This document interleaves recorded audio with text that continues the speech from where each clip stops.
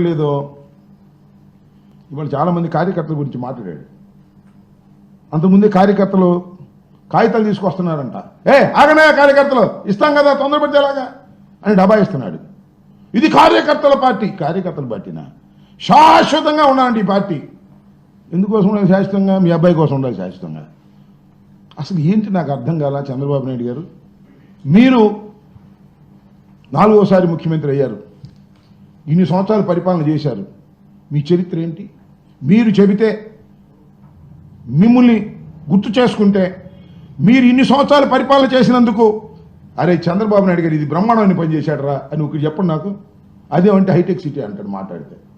Hitech city ఆయన గడిచేది ఏంటి నాకు అర్థం కాల. హైటెక్ సిటీ చరిత్ర తెలిస్తే అర్థమైంది.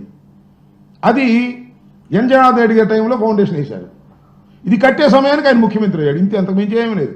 దేశవ్యాపితంగా వచ్చినటువంటి మార్పుల్లో ఐటీ వచ్చింది. దానికి నేనేనంటాడు జెండా పుచ్చుకుని. ఐటీని అభివృద్ధి చేసింది నేనంటాడు. లేకపోతే ఐటీ లేనట్టుగా. ఏది ఒక్కటి చెప్పు. రాజశేఖర రెడ్డి గారు నీకన్నా తక్కువ కాలం పనిచేశాడు ఈ రాష్ట్రానికి ముఖ్యమంత్రిగా. 5 సంవత్సరాలు 3 మాసాలు. ఈ లోపల హఠాత్తుగా చనిపోయాడు. ఆయన చెబితే అనేకమైనటువంటి కార్యక్రమాలు గుర్తొస్తాయి.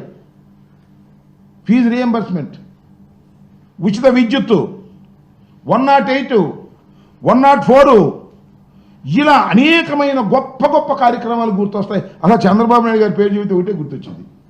తెలుసుగా ఏంటో? వెన్నుపోటు తప్ప ఏం గుర్తురాదు. మోసం చేయటం గుర్తొస్తుంది. ఈ పార్టీతో జత కట్టడం, ఆ పార్టీని తోసేయటం.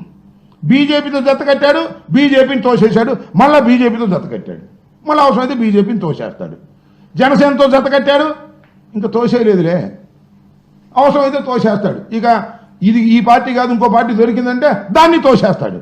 ఇలాంటి నీచమైన చరిత్ర కలిగి ఏదో బతికిస్తున్నాడు పార్టీని అధికారంలోకి తీసుకురావడం కోసం. వాడి జెండా వీడి జెండా పట్టుకుని బతికించేటటువంటి దౌర్భాగ్యమైనటువంటి రాజకీయాలు చేస్తూ ఇవాళ గొప్ప గొప్పగా చేసేటటువంటి కార్యక్రమాలు చెప్తున్నాం అనేటువంటి మాటలు మాట్లాడుతున్నాడు. ఇవాళ ఇంకో మాట చెప్పండి, P4 అంట.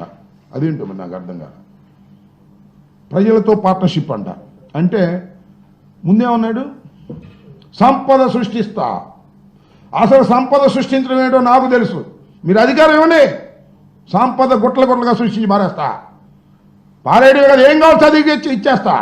సూపర్ 6, సూపర్ 7 అడిగిన అన్ని ఇచ్చేస్తా. తమ్ముళ్ళు ఏం కంగారు లేదు అన్నావు. అధికారంలోకి వచ్చావు, ఇప్పుడు అడుక్కునే బాబు.